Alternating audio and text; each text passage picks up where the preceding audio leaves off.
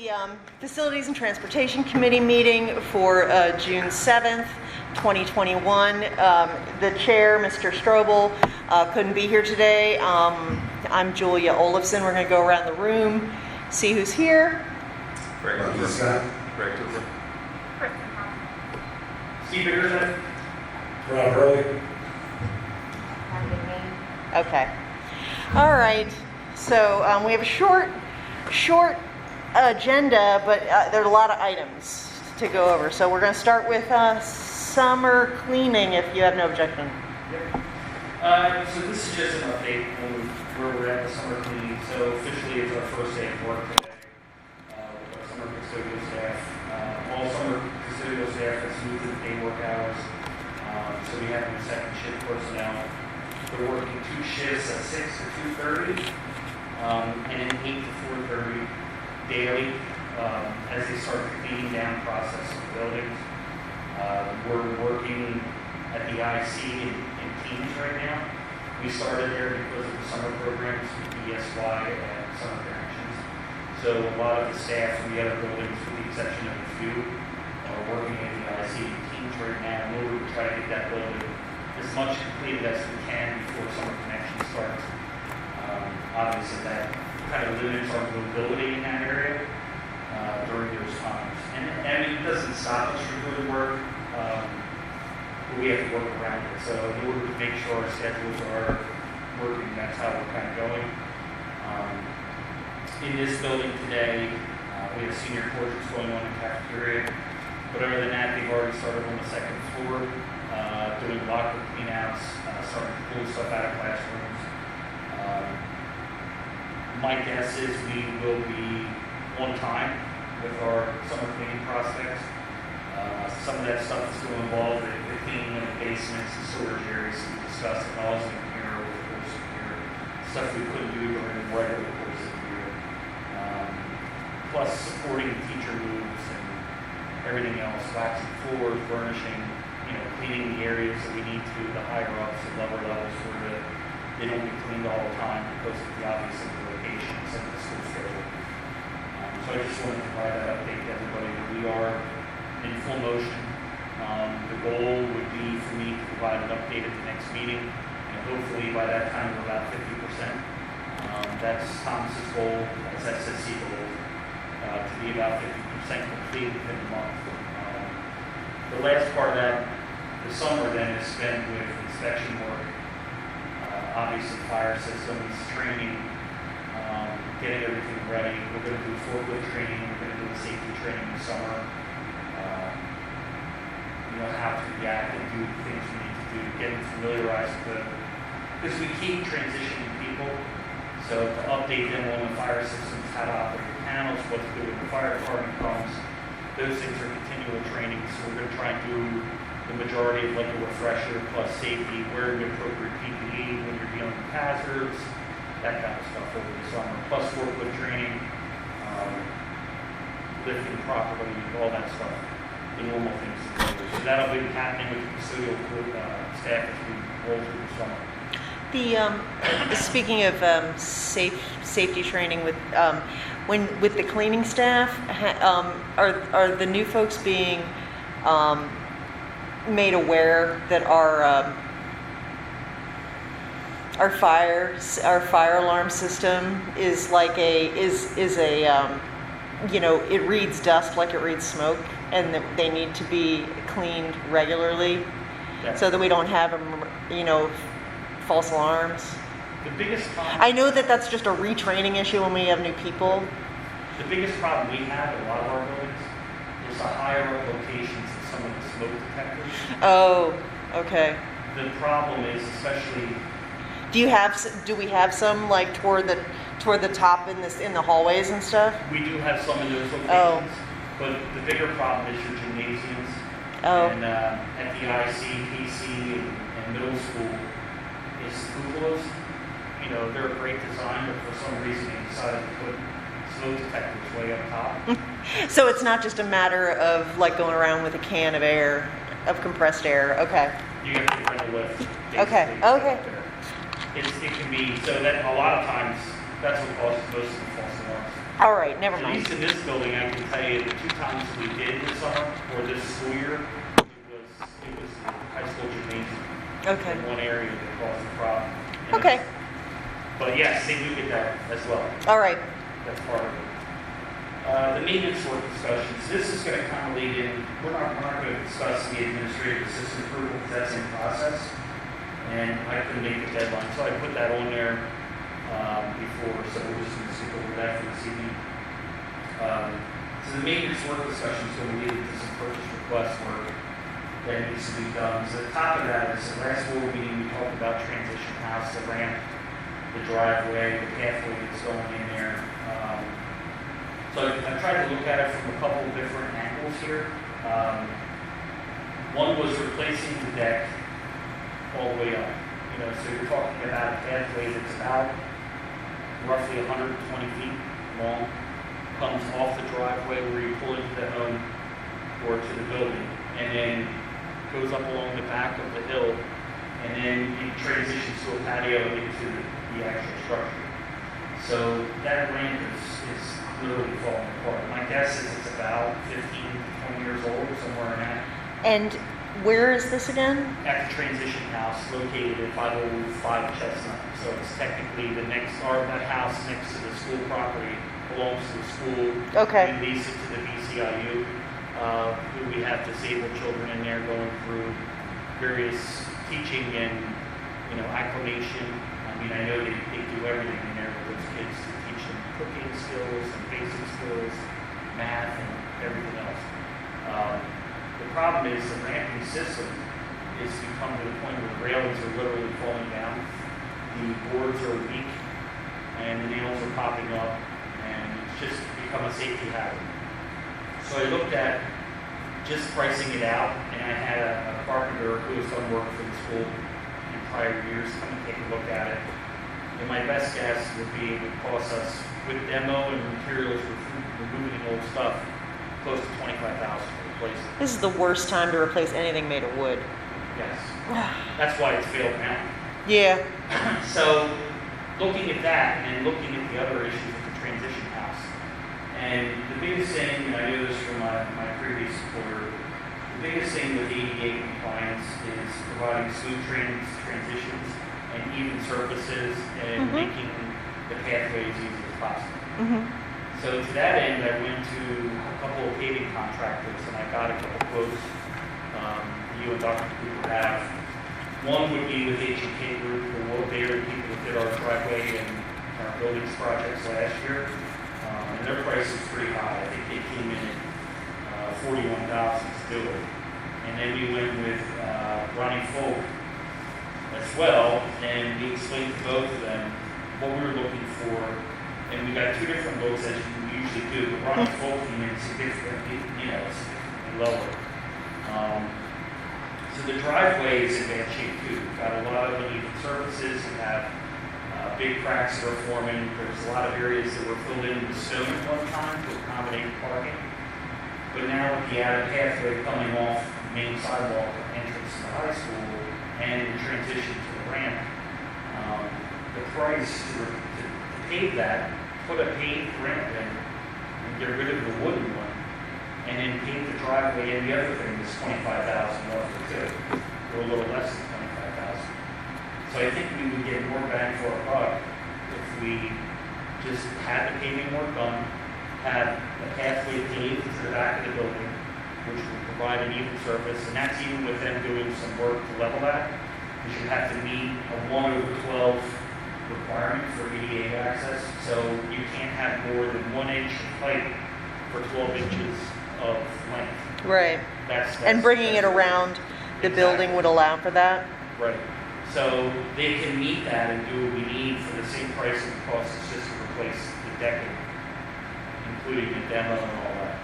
So I And- think that we'd be looking at a better value just having it paved, and then you're guaranteed for 15 or 20 years not have to. And you think that this would definitely last longer? Will we just have to do occasional, like,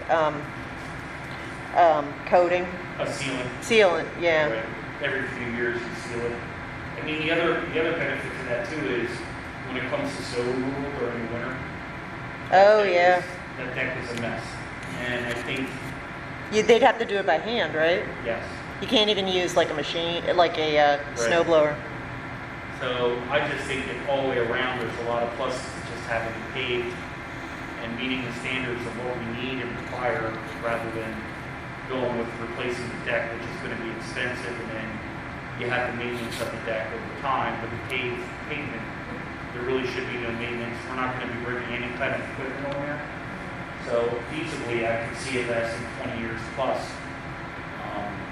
It's like a long-term investment to do it with a paved pathway rather than going back with wood. Would we just scrap The wood, would we replace that with stairs for other folks to use, or in the front, or? they have another entrance that goes around the front. All right, So there'd be no reason to save it. And okay. I did talk to the Halters already, and they were going to demo it and take it away. And then we would just have to pay the cost of the dumpsters in order to get rid of the material. So I think it's just a much more feasible long-term plan.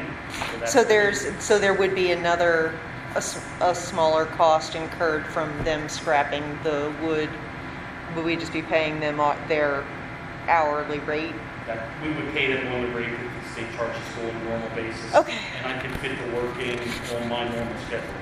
Right. So it wouldn't be an additional charge or no charge for the work to be done.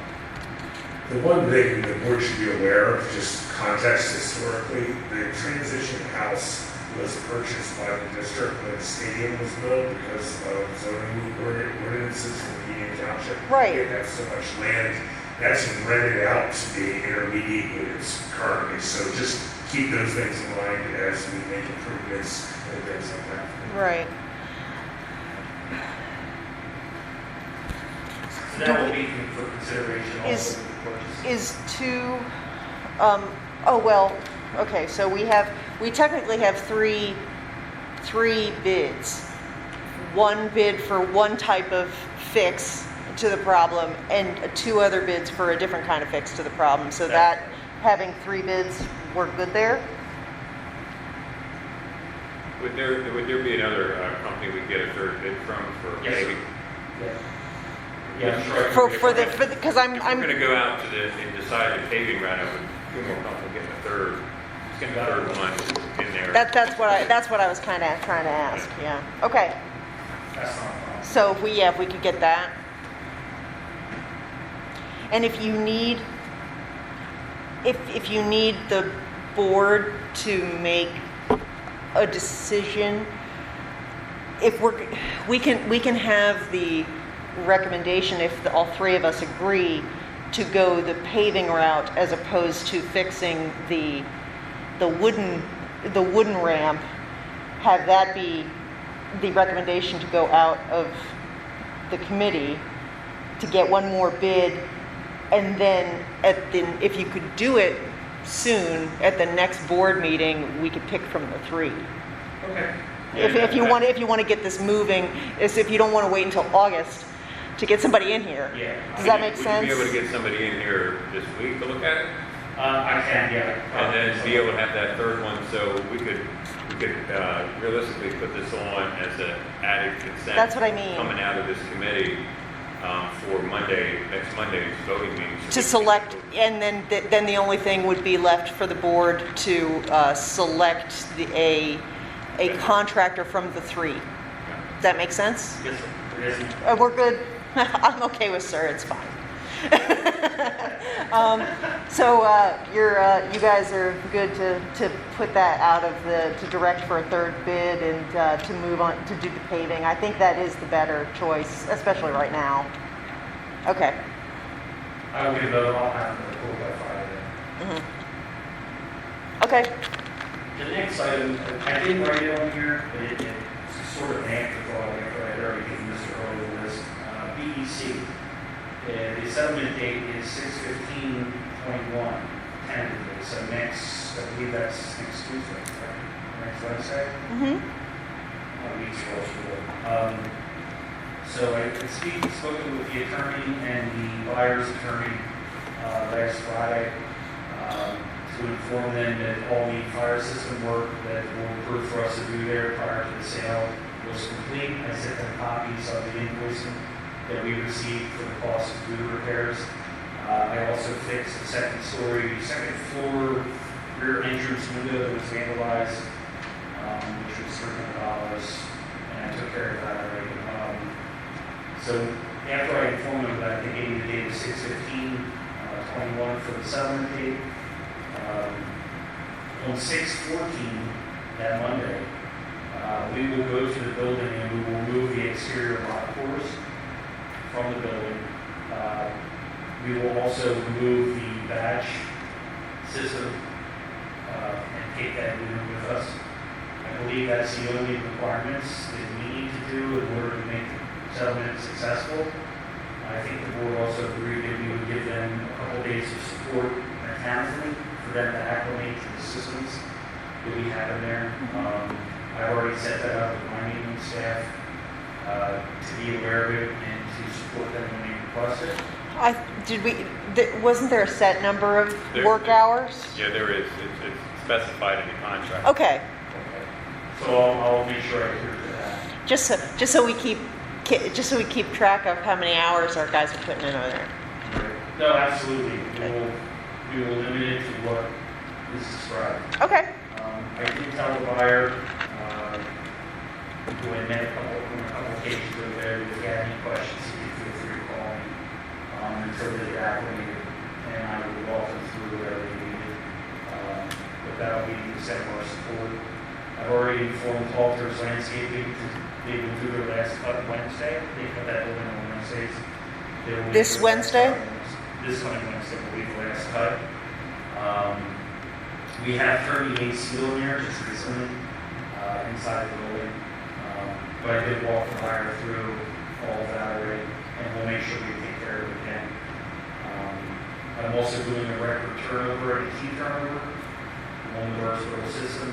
The day of settlement or the day before, I'll make sure to get all this assignments and all records, English records that I have for the last how many years of the building, and everything started original the day of settlement, and then that should be it.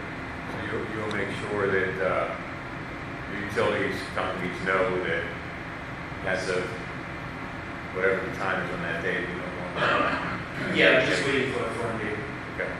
And for a date and time, because originally they told me it was going to be after 6:15, and then Friday they told me 6:15. So once I have that firm time, we'll make sure we switch off our electrical, water, and gas services.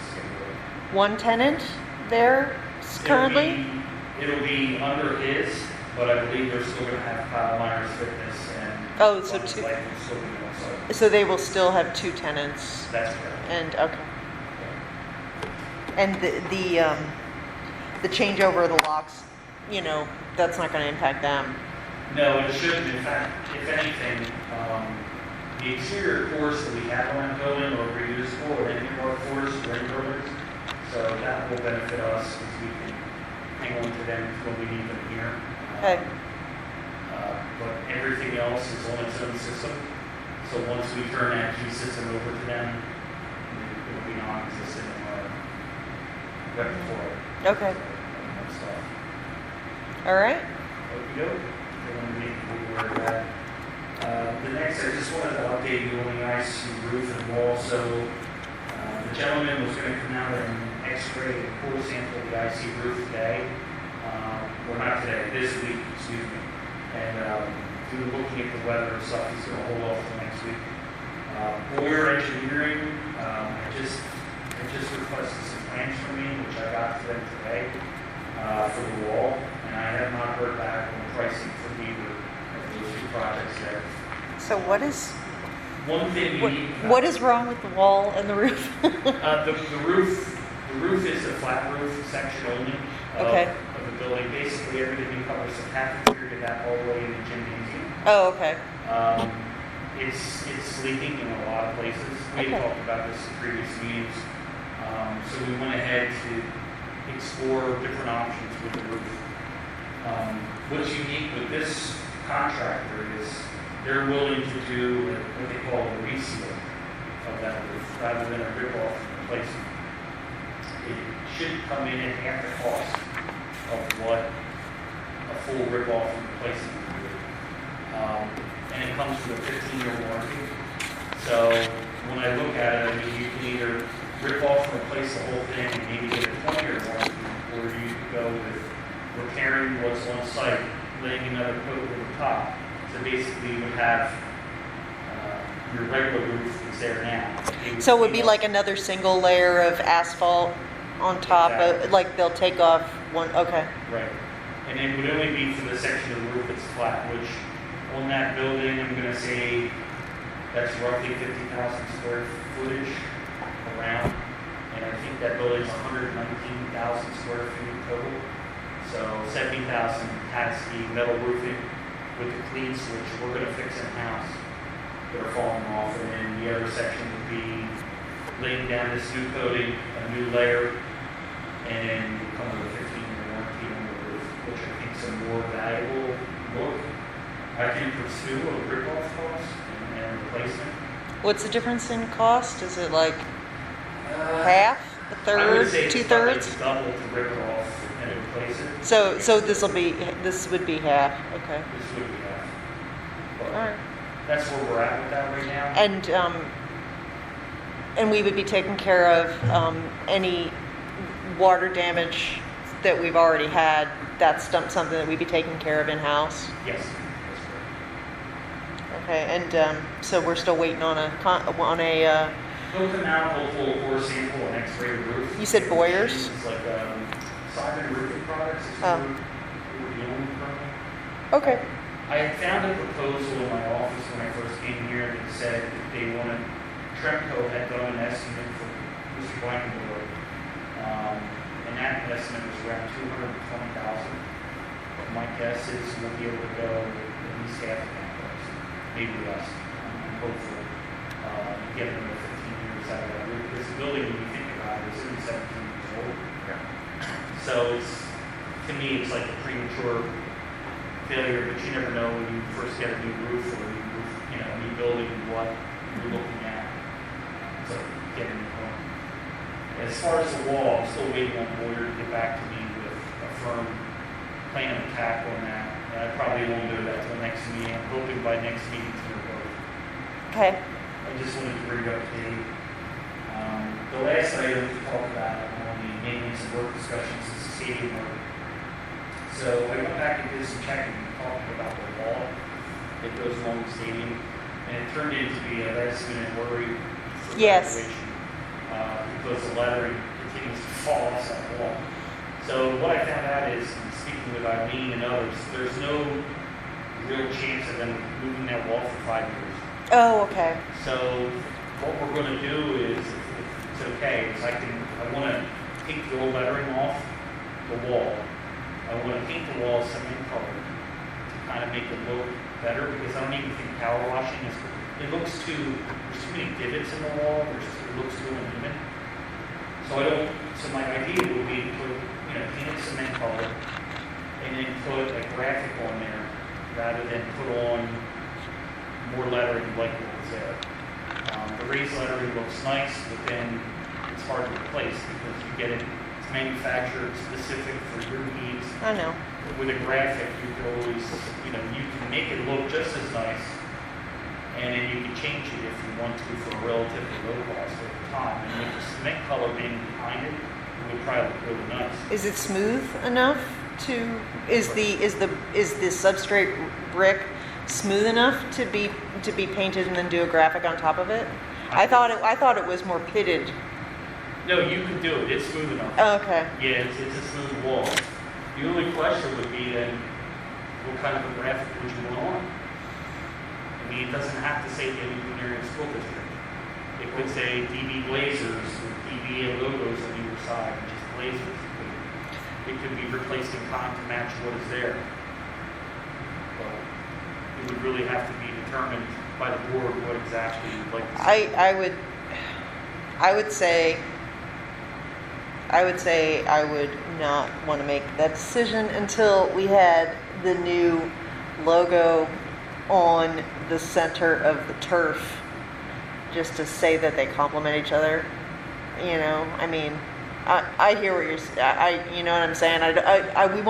We wouldn't go into football season with just like a blank prison wall, looking thing on the end there. But, if we could just wait until they get to decide what we're going to put there until, do you not agree?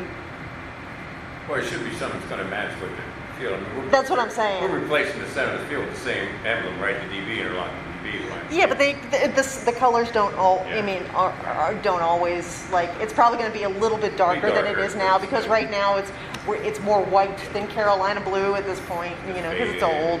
Yeah, I just thought that if we just wait and then we can do it after it's up. Is that okay? Because we can do a color match. We can do a color match once it's done.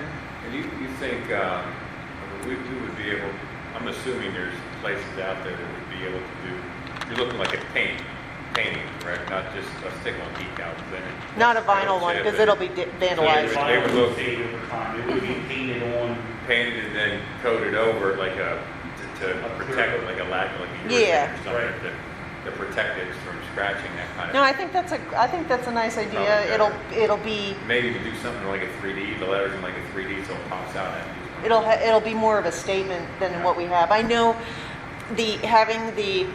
I don't know if they're brass, but having the metal letters that are affixed into the brickwork. It's a nice look until we're 20 years down the road, and I get it. Right. It's not quite 20. It's more like 10, but You get people stepping on them. Yep. And, then they bend and break. Exactly. kids trying to see higher, and yeah. A lot of people, I've watched a lot of people step on them.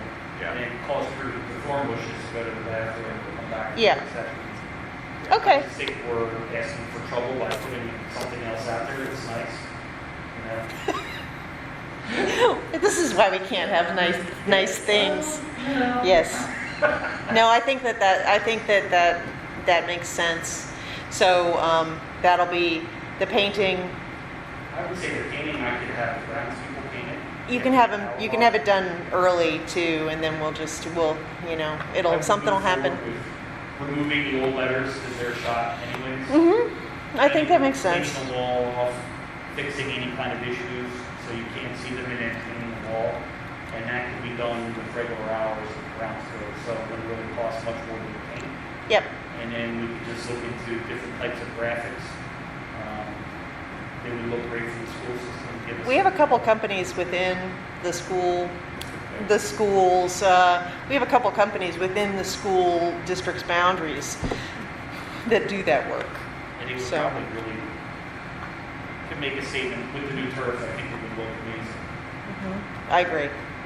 And on the other side of that, I'm still in process on the pavers issue. And Right. I did have a chance during graduation prep to really take a look at that structure. I agree with you, the cement portion of it is fine. I did not realize there was still a sink in there and other amenities inside there. So it would just be a roof replacement, but there would need some beam work and support work along with that. You mean the old fry shack? Yeah. We did very well back in the 1920 school year. The last year we had a real football season with people here with refreshments, and we did a pretty good job just having everybody approaching on the one side. It did mean that we had to have more volunteers because we had to move people through quicker at the what is that time? Halftime. I don't attend the football games very often. At halftime, instead of having two places for people to go, but people did enjoy not having to get their hamburger on one side and their French fries on the other. So if we can make that work, that'd be nice. And I'll probably do a little bit of paint work. And so you're thinking about using it as storage, or I think you could. I mean, you could do a lot of things with that area. the other one, the fry shack side? Yes, you could. Yes. Mm-hmm. Okay. I got distracted because I'm looking at your out of the field out there. Yeah. Up on the hillside. Sorry. That's all right. That's it for maintenance and work discussion. Okay. And I have a couple other purchase requests. CM Ocean Rock, we have a contract, but it has to be renewed every year. This is for the bleachers inspections, Right. and interior equipment inspection. So I did bring a copy of that along, so that the board could approve. This is for all the schools, all the. Yes, I removed Birdsboro. Okay. And it just has. And somehow that it doesn't cost any less than it did last year, even though we have one less building. Okay. Actually, the quote she gave me originally was for $31.19. Okay, so she did. Okay, all I'm right. like, no, we don't have this building anymore. All right. It did go down one, and then of course River Rock really doesn't have anything, so it's just for 4 buildings. Okay. The other quote that I have is. This will be and so this will be an added consent item, but it's an annual. It's It's an like annual renewal, so it Okay. should go on for an added consent for. right financial Gets on that. or facilities or whatever. Okay. Now the next one, great. The chiller, the saga of the chillers. Yes, this is for Chiller 1 and 2, which is the 250-ton unit and the 70-ton units out behind this section of the annex. One of the problems we're having with it, and it's been a continual problem since I've been here, is the isolation valves are not functioning properly within inside the 2 units. So the systems basically work. We're running the lead lag system. Your main unit's 250-ton system. The backup unit's 70-ton. The 250, obviously, we'll run that more because it's greater handling more tonnage when you're your best limit. So when we come back from school, as a prime example, the end of this school year, we're running the 250 most of the time, and then the 70 at times where we need to Right. support it. And when we come back to school in August, we'll do the same process again. Mm-hmm. The problem is that because the isolation valves are going bad, the chilled water is not balancing properly in both units, and it's causing problems when it runs. So the repair code. When you run both When together. you run both together, Okay. that's correct. So basically, it results in us having to do a lot of maintenance work to manually keep them Oh. running Balanced. in tune. So we're not, as a prime example, it took me a long time to get this side of the building full today. And that's because those isolation valves were not functioning properly. So we have to go out there and manually adjust because it was shut down all weekend. So your water is not flowing back between the 2 units properly. So this would be to repair that and then replace switches and make them function together again. Right now they don't like each other, but we're going to make them like each other again, and it'll be okay. So that's what that code is for. That's that. The only thing I wanted to just mention is that we are going to be starting our groundwater issue project that the board approved back in March before the end of this month, and the expectation is to have it done by mid-July. So that's ongoing. What else did I tell you about? Oh, we've scheduled fire inspections for the end of July for all buildings. I think you mentioned that at the beginning. We start 7/26, I believe, 7/27. Okay. We also have emergency generators online and scheduled for redone, to be re-inspected for the annuals. Elevators, all 4 buildings will be inspected in June, by fully in June for this year's certification. Backflow testing will start at the beginning of July. So we'll be meeting all of our stuff. My goal is to have all these inspections and repair work done by mid-August as we approach the school year. Now, obviously, until you do the inspection, I don't know what kind of issues will crop up, but I don't expect anything too major. Let me just ask a quick question. The chiller repair, the train,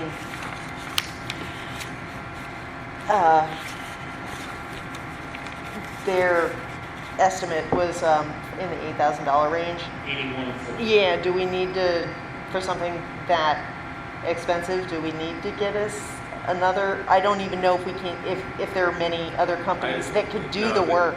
I think Train's pretty exclusive. That's what I I thought. think when we decided years ago to go with that HVAC system, it kind of pigeonholed us into some of our options with that. But then that means that we need to send a recommendation out of the committee for, with only just that one bid to do that repair on the chiller system. Right? How do you guys feel? I think that I think that we should send the recommendation out of committee. So okay, I wanted to back up to that because I didn't want to forget to So do we'll add that. that as finance that consent Right. also. So Not to exceed. right. Okay. Thank you. Yep, that's all I have, unless anybody has any questions. Okay. Do you guys have any other questions about the fun-filled year that we've had? You guys have done a great job. You know, it's it's been a tough year, and not everything has been perfect, but buildings have been clean. I've heard nothing but good things from the staff and teachers. Students sometimes don't have anything good to say about like the way that, you know, that kids don't just come up to me and say, wow, the bathrooms are clean this year, but you know, but teachers and staff do, and so they've been nothing but happy with the new custodial service. So, and they've been nothing but We have a lot of room for improvement. like I said, nothing's perfect, Right. but and also just the you know, the response we've gotten with the maintenance is that, you know, that their attitude, people's attitude is that, you know, it's like people are being responsive, you know, that you know, maybe things still take a little while to get fixed, but they know at least somebody heard that it needs to be done, and eventually it gets done. So But I think that the FMX system also helps with that, because they get a response every time work is done. So they know that we're not just blowing them off. Right. They'll see, hey, you know, hey, my desk is too short. I came in and looked and measured, yes, it's too short. We're going to order a new desk. yeah, And then when the new desk comes in, the desk is alive. yeah, and it gets in, yeah. So I think it goes a long way, because then people don't speculate. You know what I mean?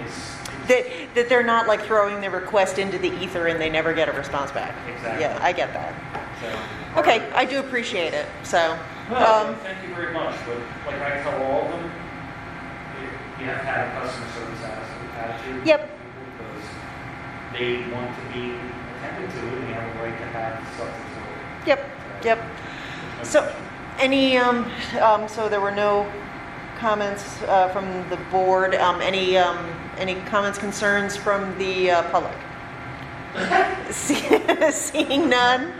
All right, so we're good, and I don't know if we have a July meeting. Often we don't have we don't have, We don't- yeah, if there's an issue that needs to be discussed under facilities, you will get an invite to our one and only board meeting, I guess, in July. So, I'll just put everything on Mr. Rowley's desk. yeah, okay. All right, so Just like everything else around there. right. All right, thank you guys. Thanks.